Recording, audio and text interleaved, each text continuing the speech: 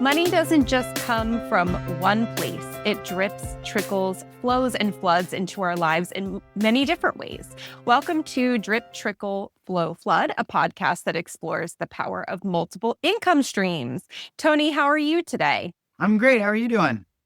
I'm doing pretty good. It's lovely weather outside. How'd you start your morning?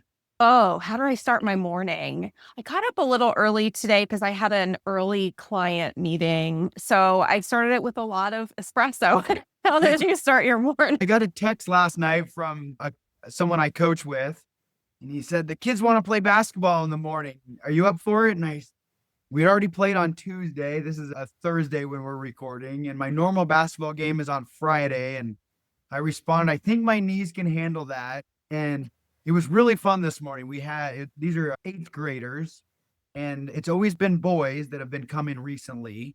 But today we had 7 boys and 6 girls, and we mixed it up and played some basketball. And then the other coach and I both had to get on with our day, but the kids had a little more time. So when I left, the girls were taking on the boys, which was pretty fun.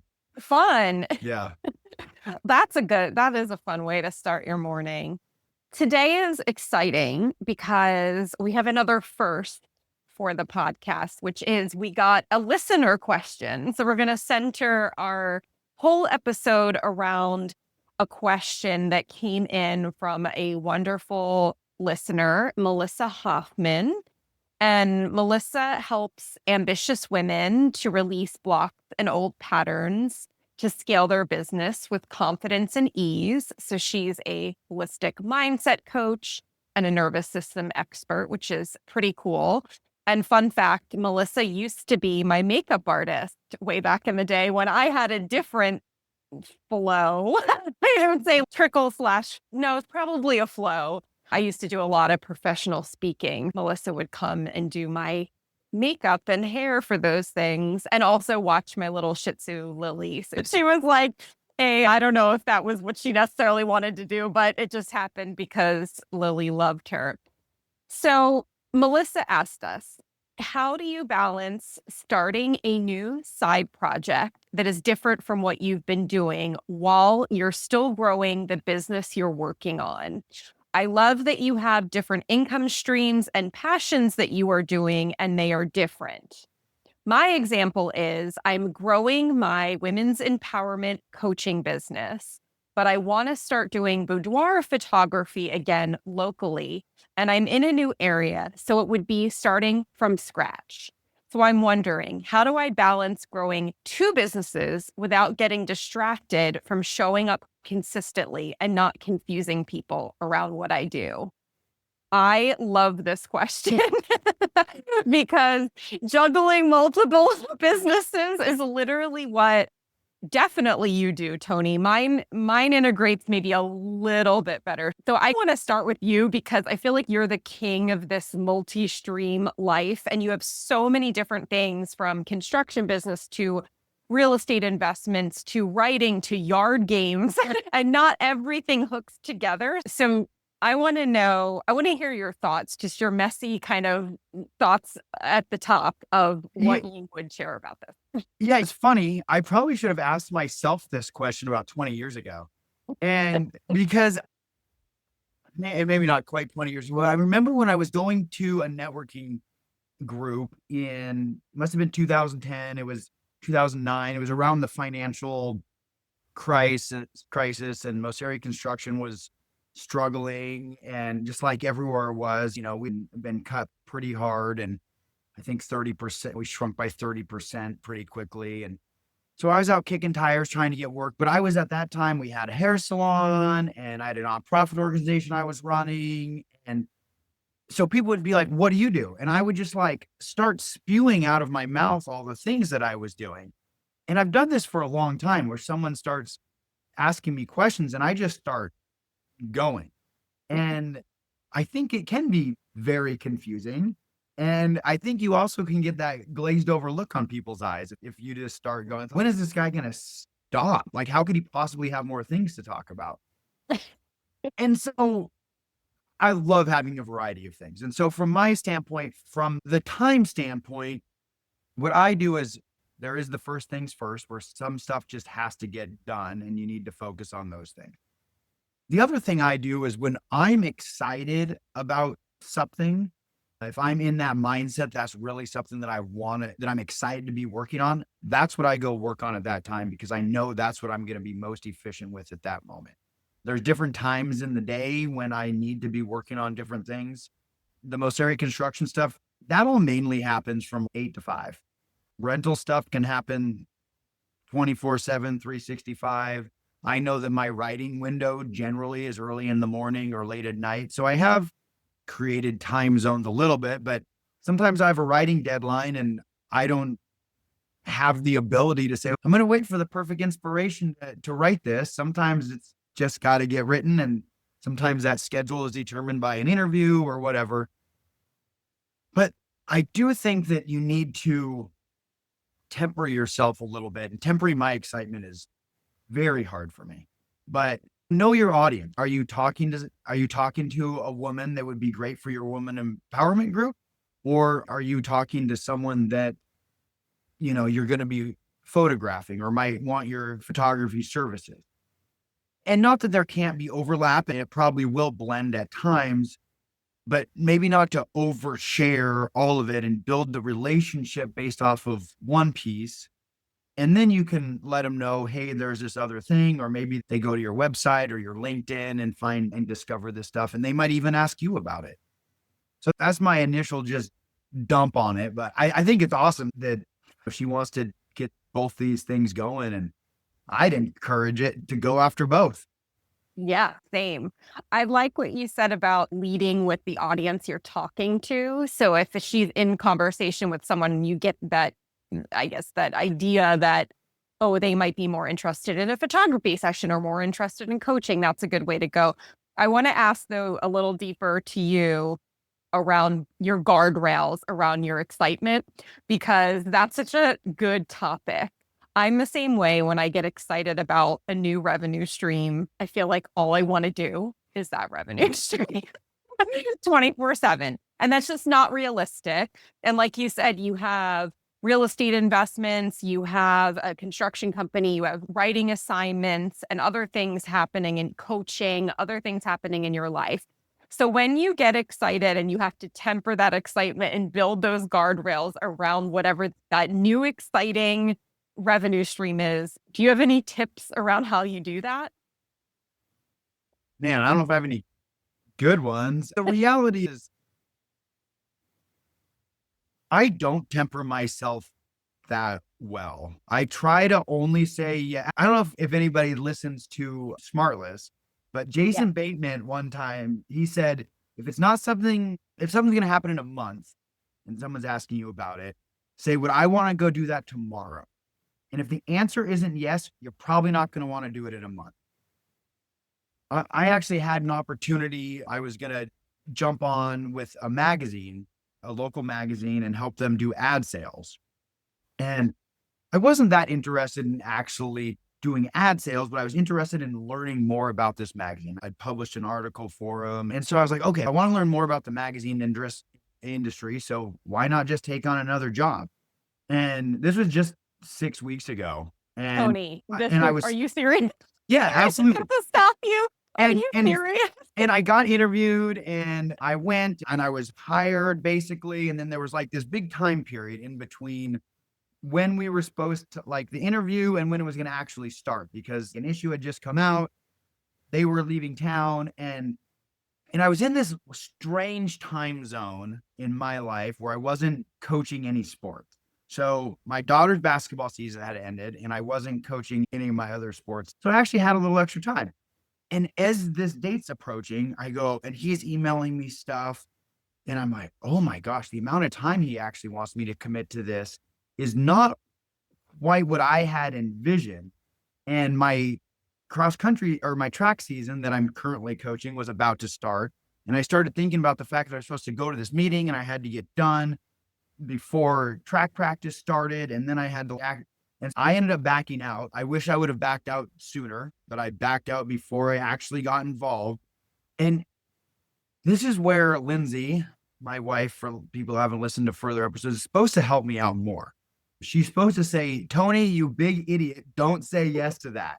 Then in this instance, I mentioned it and she goes, oh, sure, whatever. And then when I told her I was going to not do it, I go, I just don't think I actually would have had time to do a good job. She goes, obviously. And I go, well, it's so obvious. Why didn't you say something? Maybe And she wanted you to learn the lesson on your yeah, own. Sometimes you have to let people come to the conclusion yeah. themselves.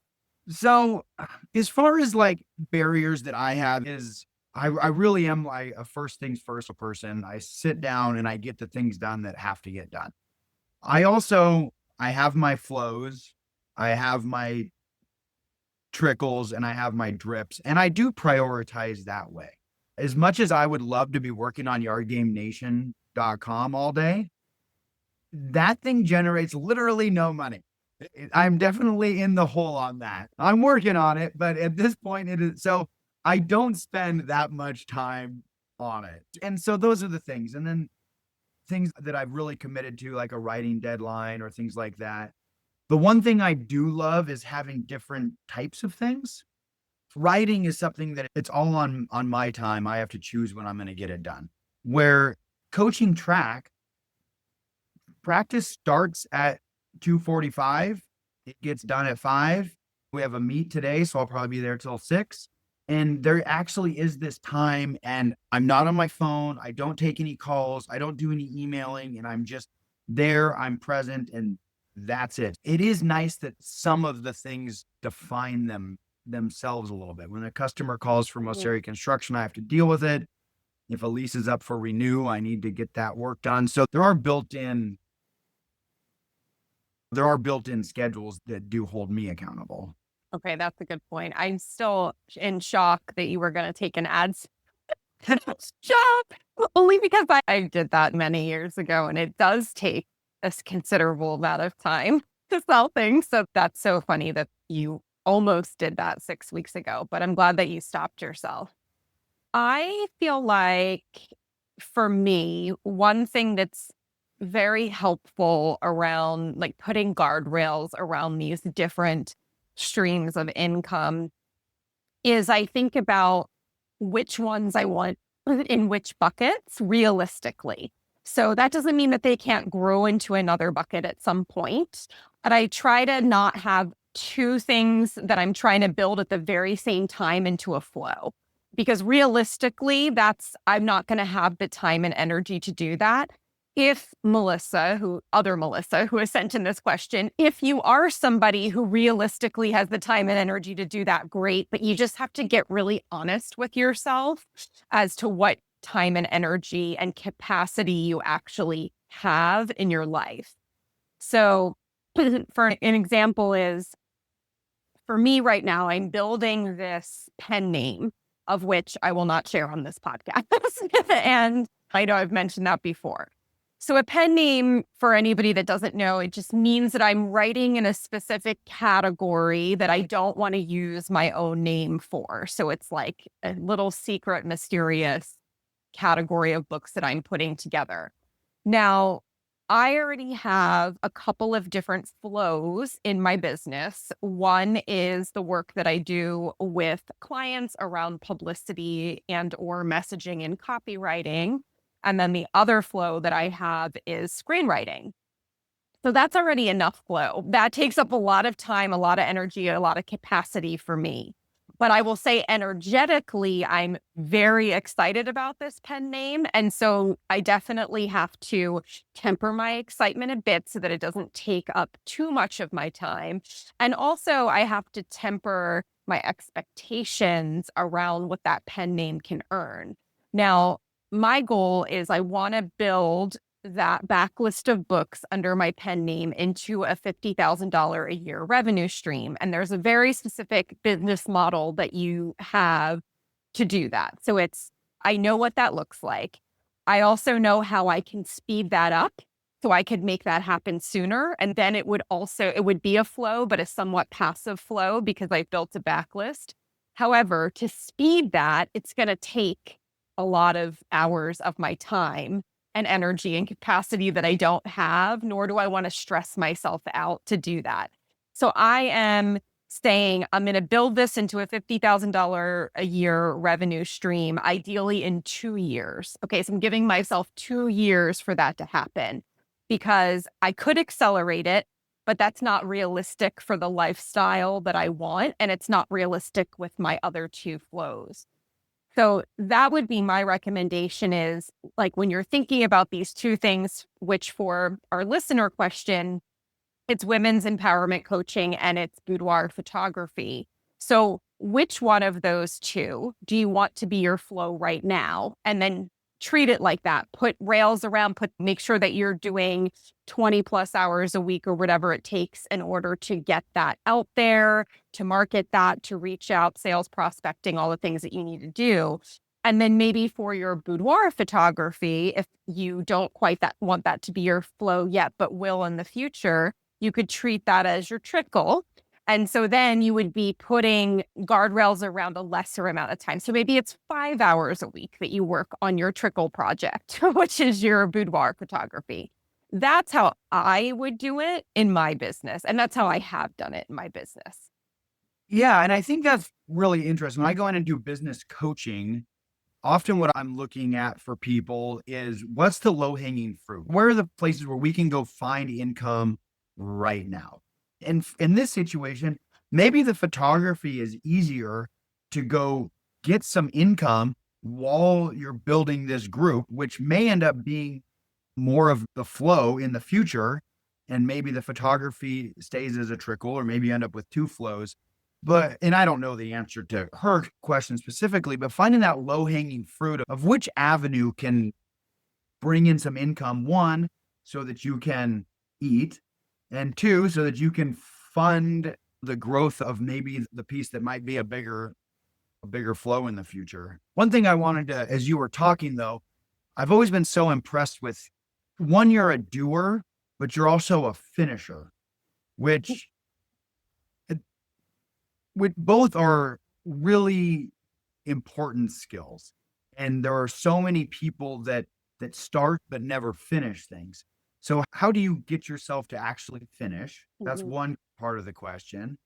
Two, how do you mentally deal with the fact that there are incomplete things out there that aren't finished?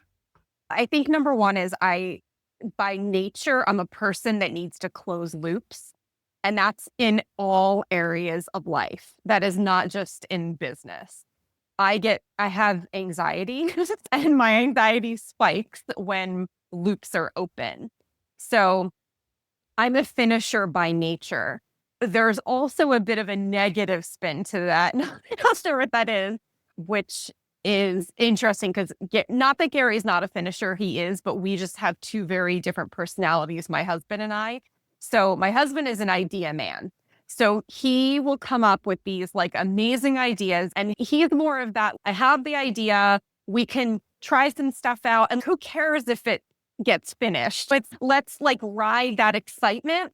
My brain, fortunately or unfortunately, goes right to the skeptic angle of things. So every time there's an idea, I see all of the things that need to be done to execute that idea. Like number one, I have to see the business model. And then number two, I have to see how realistic is that model in today's economy, in the world, and in our setup, in our lifestyle. And so it's a constant conversation that we have where he'll go, we should do X. And then I immediately go, yeah, but I list out, which is really hilarious because then I'm definitely the negative Nelly sometimes. But that's why I finish, because I don't execute on many ideas. To some people, they might look externally at my life and think, oh, you do so many things. I would say I don't feel that way compared to the ideas that I have. I don't execute very many because usually as soon as I come up with an idea, I sit there and I get real honest with myself as to what it's going to take to actually bring that idea to market. And if it's not looking like something I want to live with, here's an example. It takes an average of 7 years to sell a script. So I know I might sell that quicker, right? Or I might not sell it at all.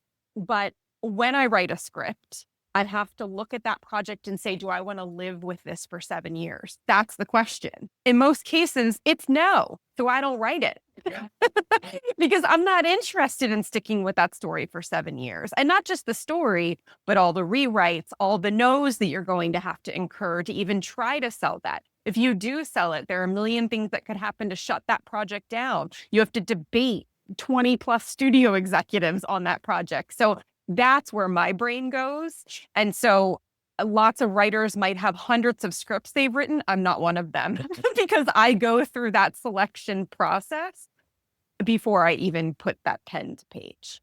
I think that's interesting. And I think that fits well for Melissa's world.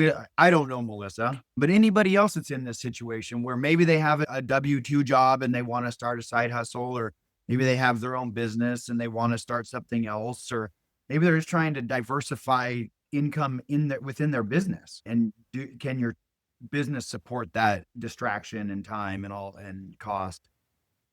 But there is also the piece of, are you going to enjoy doing that? What does that do for your life? What are you sacrificing by taking on that other thing? I think in Melissa's case, it sounds like these are both two passions. So she's probably really excited about it. In some cases, your side hustle may not be something that you're super passionate about. Maybe it's something that is a means to an end, or maybe it's your main income isn't something you're super passionate about, and your side hustle is going to be that. And it's how do you design that life that you're going to enjoy it?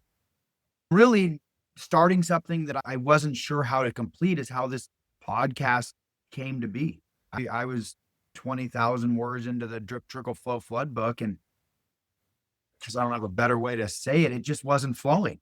And I felt like the information was something I wanted to get out there, but I'm like, no one's going to want to read this.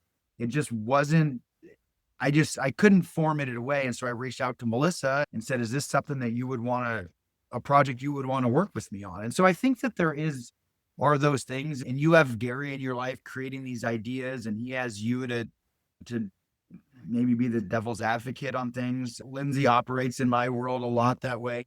So I don't know if Melissa has someone in her life that she can discuss these things with, but I think that's important to have somebody in your world that you can just say, hey, what do you think of this idea? And one, do you think it would make money? Two, I think I'd be happy doing that. What are some of the negatives that may come out of it? And I'm not like you. I often leap before I look and I dive right into something, and sometimes I'll get into it. And I'm going to write a blog post here soon about lost days, or somehow the day just vanishes. And I wasn't thinking of this perspective, but I definitely have these days where I go down a rabbit hole and I am starting something new, or I'm writing something new. And 4 hours later of reading or researching or creating something, I go, yeah, I don't want to do this anymore. And you did. And I don't want to say you totally lost the day, but I may not have done the things I was supposed to be doing at that time. I may not have been putting the first things first. So I think that's cool. But what I think about your world is that there is a lot of your overlap that makes things mutually beneficial to each other, where if someone's reading one of your books, they might want to read another one of your books, or maybe if they watch one of your movies, now they want to read one of your books. Some of my things are so far apart that there isn't that natural referral to each other, which means my time isn't necessarily being as efficient as maybe it could be. So I think that's something to think about as well when thinking about what are you going to do? What is that side hustle? Is there something that can just be more of an add-on as opposed to something that's totally out of left field? Yeah, and sometimes that might be the case for staying grounded in one stream at a time. I know I've seen some advice out there, and I haven't personally done it, but I think different things work for different people. And what some folks will say is build up your one stream before you introduce another stream. So get the one stream where you want it to be before you introduce the next one. That works well for some people. I think, though, in the case of this question from Melissa, it's more what you said, Tony, where it's embracing the overlap here. So, given that she does empowerment coaching and then she has this boudoir photography, which inherently is about women's empowerment, it seems to me like these things complement. So, as long as Melissa doesn't feel too pulled in many different directions by bringing both of these to life at the same time, I think that there is a lot of synergy here. It could be in the sense of she's creating a retreat for her coaching, the people that do her coaching, and at that retreat, they get a photography session, right? So there's lots of ways you could hook or link them into one another. I think the content that you'd be putting out for both of those things would be complementary. So you almost could have one bank of content that's going out to promote your work and introduce people to what you do that would fit both angles. Whenever I'm working with people on personal branding, I always recommend that people have an umbrella brand that is their name, because you want to always own your own name. So TonyMasiri.com, you have that. MelissaCasera.com, I have that. And then whatever pockets we want to dig into is fine, because like we own our own brand. We are who we are. And sometimes there's a central theme that hooks over all of that. So for Melissa, our listener, it sounds like it's women's empowerment is a central theme for everything that she's doing. A central theme for me, even though I have different things, is obsession. I'm a big fan of building obsessed fan bases for your work, which I do in my publicity and marketing business. And everything I write has that obsession, guilty pleasure, not so guilty pleasure angle to it. So I write like ridiculous thrillers and sexy romance, and so everything kind of fits under those molds. For you, Tony, I don't know. Because you have so many different things, but maybe. So here is what I have always tried to put forward in whatever I'm doing. And this is why this is why I backed out of the ad sales business. This is why when I commit to something, I try to say, I'm going to do this for at least a year. It's quality and customer service. And I always want to over deliver. And so I think that is a good question for Melissa or anybody else that is looking to do something that may start spreading themselves. They're at least thinner, if not too thin. Can you still provide that level of customer service, that level of quality, so that I just think there's no replacing for it, whether it's having houses that people are renting from me, or if I'm building somebody's house or an article I'm writing, I always want to over deliver. And that has served me very well. Do I 100% of the time? No. Do I make everybody happy 100% of the time? No, that's real life. But that's the foundation of everything that I do. I like that, because it's a value. It's a way to hook things together with the value versus having an overarching message. So like a public facing message.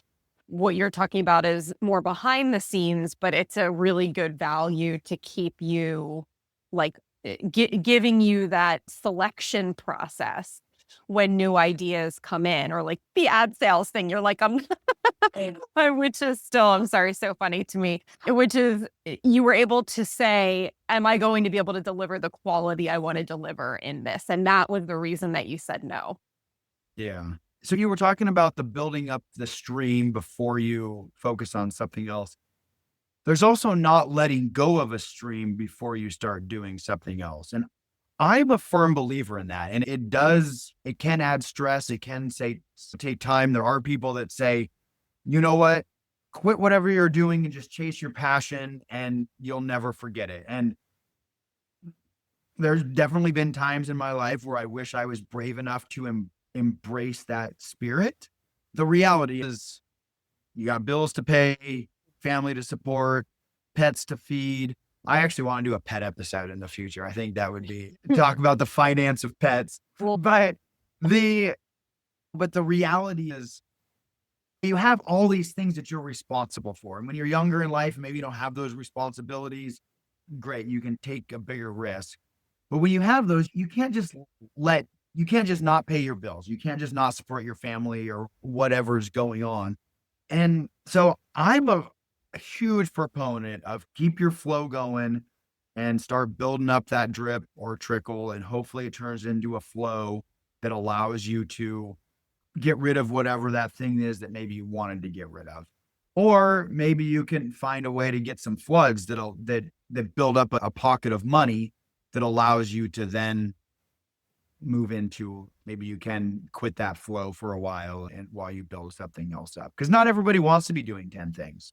And I don't think that you have to be. That's what we're talking about in this episode. But fiscally, I'm not saying everybody that is going to do drip, trickle, flow, flood has to have 5 jobs. That's insane. I guess I'm calling myself insane, but it is ridiculous to have that. A big part of drip, trickle, flow, flood is to create that income that allows you to just do whatever you want. And maybe that's a couple jobs, maybe that's no job. For Melissa, I think figuring out a way to be able to pursue both passions is a pretty awesome life ambition.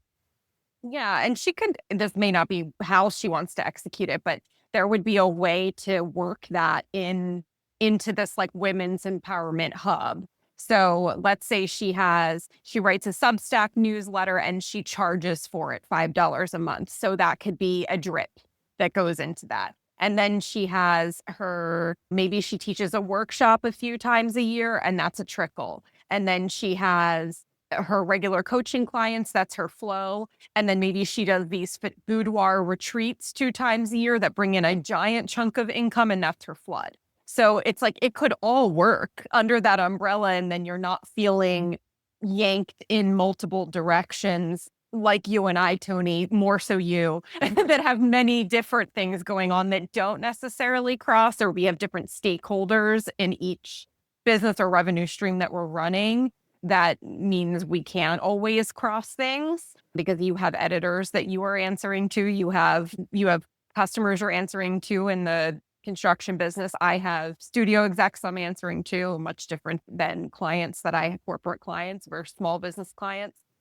So that's a way to think about it too, if that feels better. Another thing I would say, this is just a side tip to all that, is because it sounds like for Melissa, she is bringing 2 things to life at the same time. So she hasn't built one up and not the other, maybe a bit more of the coaching business and the photography business.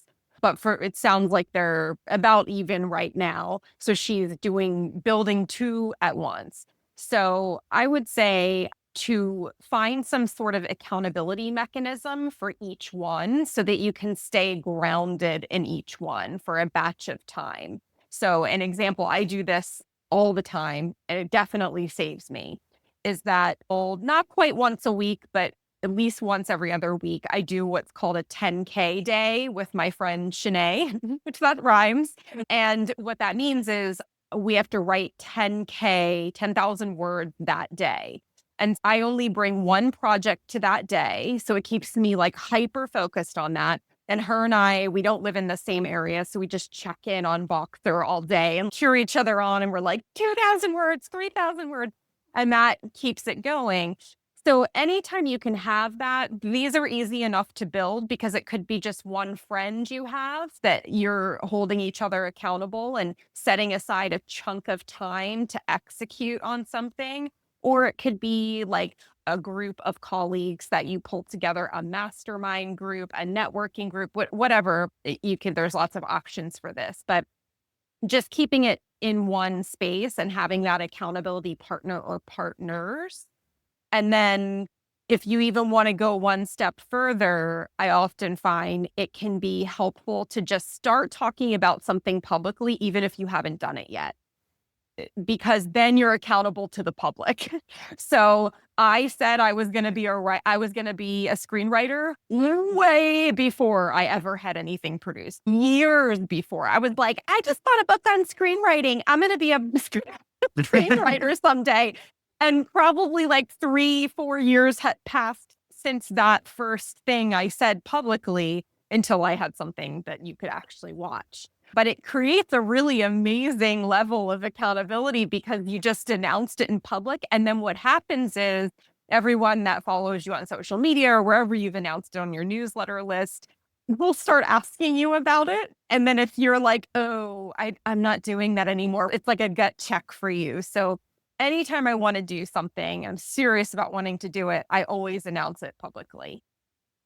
That's great. I love that. Creating that accountability with a friend or with the public. That's great stuff. I know we're getting close to time here. I want to thank Melissa for submitting this topic. I think anybody else out there has something they want us to talk about, please send it in. We were not planning on this was not the scheduled topic for today, and we switched it up to do this. So please reach out and if we feel like we have something insightful to say about it, we'll start talking about it. Yeah, we love questions.